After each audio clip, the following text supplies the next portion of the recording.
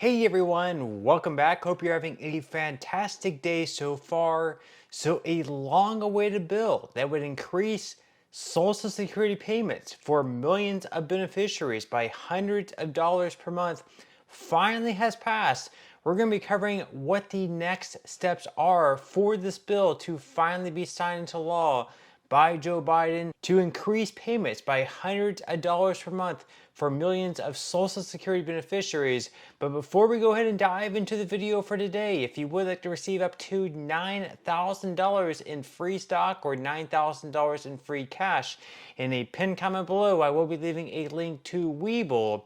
All you have to do is once you click on that link is just sign up for a free account and then simply deposit at least 1 penny. At that point in time, Webull will be sending you at least 3 free stocks worth all the way up to $9,000. Okay, so diving right into today's video, once again, finally, a bill was passed to the House. This is something they were trying to get done over the last several years, and finally, just yesterday, they finally did it. A bill did pass in the House.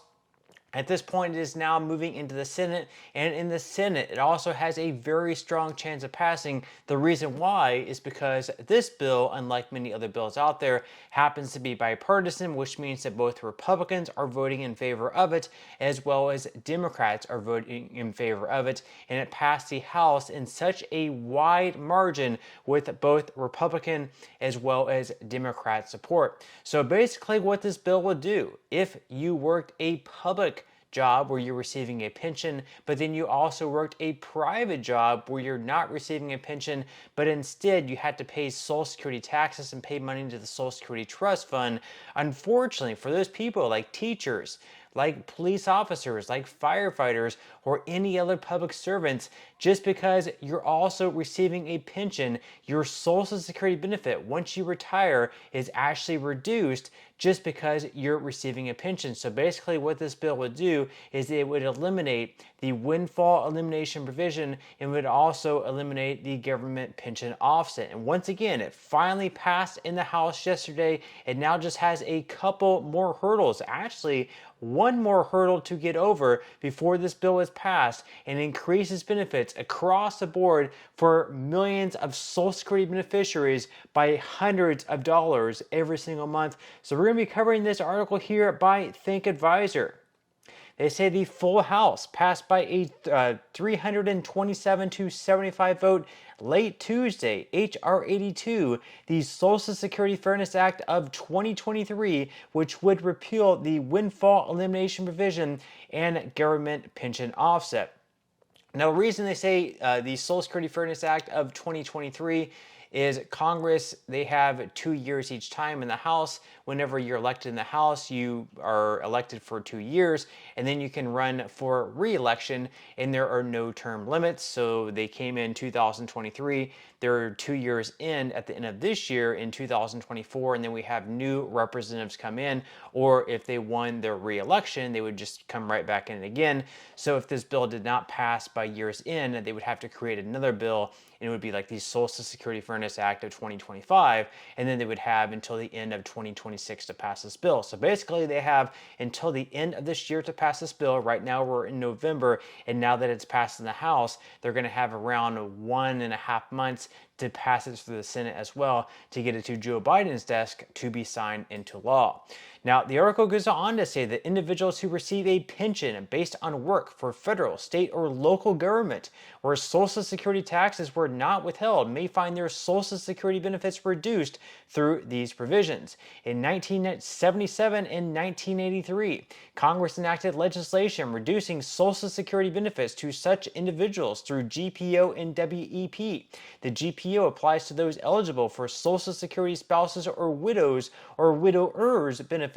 The WEP applies to those eligible for their own Social Security benefit. So, quote, enacting the WEP and GPO, Congress created a completely different set of inequities, slashing Social Security benefits for some, even though their payroll contributions might be exactly the same as their fellow Americans whose work history was entirely within the Social Security system. Advocates argue that the WEP and GPO originally intended to make Social Security benefits fairer actually penalize public sector employees like teachers, firefighters, police officers, and federal workers. And basically the reason for that is say for instance that someone is teaching and they teach, let's say 20, 25, 30 years in the public school system. Well, they're also receiving a pension, but unfortunately for a lot of teachers, the salary, what they're receiving is not enough. So they obviously, in a lot of situations, are having to work like some type of summer job. And in the summer job, they're also having to pay taxes. They're having to pay taxes into the Social Security Trust Fund. So they're earning all these credits. And maybe before they got into teaching, maybe they had a private job as well where they're also paying taxes. And maybe after they retire from teaching, they continued paying taxes into the Social Security Trust Fund. But just because they're receiving this pension, these Social Security benefits that they're receiving or what they would have received is slashed in a pretty significant manner, where they're receiving hundreds of dollars less than what they would normally be receiving if they did not receive their pension. Now, the article goes on to say that, however, there are going to be some budget concerns that go along with this. So, Maya McGinnis, president of the Committee for a Responsible Federal Budget, said in a note Tuesday that the Social Security Fairness Act is unpaid for and would add $196 billion to deficits over the next decade. The bill also hastens Social Security's insolvency by roughly 6 months, while adding to the size of the benefit cuts that will automatically take place under current law. So basically what they're saying here is that usually these benefits would not be paid out, and now they're going to start paying out these extra benefits. And we already know that within the next decade or so, anywhere between 2032 through 2034, if nothing is done about the Social Security Trust Fund in order to make it so there's more money coming into it or less money leaving it, there's going to be an insolvency issue where we're going to have cuts across the board by anywhere between 19 to 26%. Now, if this bill passes, what's going to happen is there's going to be an even more shortfall, because we're now going to have even more money leaving the trust fund going out to these public service workers who are going to receive more in their Social Security check. But that's also going to cause the insolvency date to be bumped up another 6 months or so, which is kind of like a double-edged sword, where it's great that people are going to be receiving an increase in their Social Security benefits, but at the same time, the trust fund is also going to be going insolvent that much sooner. Again, they are making their prediction that it will go insolvent by right around 6 months sooner. Now, how much exactly is the WEP and GPO reducing benefits? Well, we can see here that the windfall elimination provision and the government pension offset can both reduce Social Security benefits by up to $500 per month. So the WEP reduces Social Security benefits for those who receive benefits from a retirement system that doesn't include Social Security.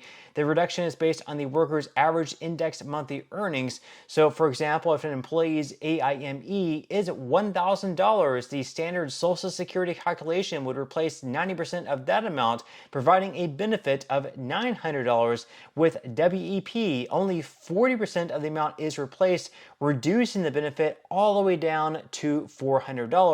And then as far as GPO goes, the GPO reduces the benefit by 2/3 of the amount of the retirement benefit. So for example, if a spouse receives $600 per month in retirement income, 2/3 of that amount is $400. So if the spouse is also eligible for a $500 Social Security benefit, the benefit is reduced by $400, leaving just $100 per month. So obviously, if that's reversed, that's going to cause a pretty big increase for millions of Social Security beneficiaries who are also receiving a pension as well. So once again, now that this bill has passed in the House, its next step is to pass in the Senate. In the Senate, it is going to be a little bit more difficult. They will need at least 60 votes in the Senate out of 100 senators. But right now, the good news is, we can see up on the screen, the bill does have 62 co-sponsors. So that's basically 62 senators signing onto this bill, saying that they are fully behind this bill and they would vote in favor of it if it does hit the floor. So at this point in time, it just comes down to whether or not Senate Majority Leader Chuck Schumer decides to put this bill on the floor for a vote. Maybe he will just hold on to it, and then this year ends, and then they have to re-vote on it in the House in 2025, and the bill gets killed altogether. But there's a lot of pressure behind this bill to vote for, as we can see from this article back in August, where we had Susan Collins, a Republican, and Sherrod Brown, a Democrat from Ohio, calling on Senate leadership to put the Social Security Fairness Act on the Senate floor for a vote. But a few months have passed and they have failed to do so. Let's hope very soon that they do. But again, we will just have to wait and see. But leave your thoughts and comments below. Are you in favor of this bill? Would you like to see it pass? Would you like for it to see it not pass? Leave your thoughts and comments below. I would definitely love to read them. But that's all we have for today's video, and I will see you in the next one.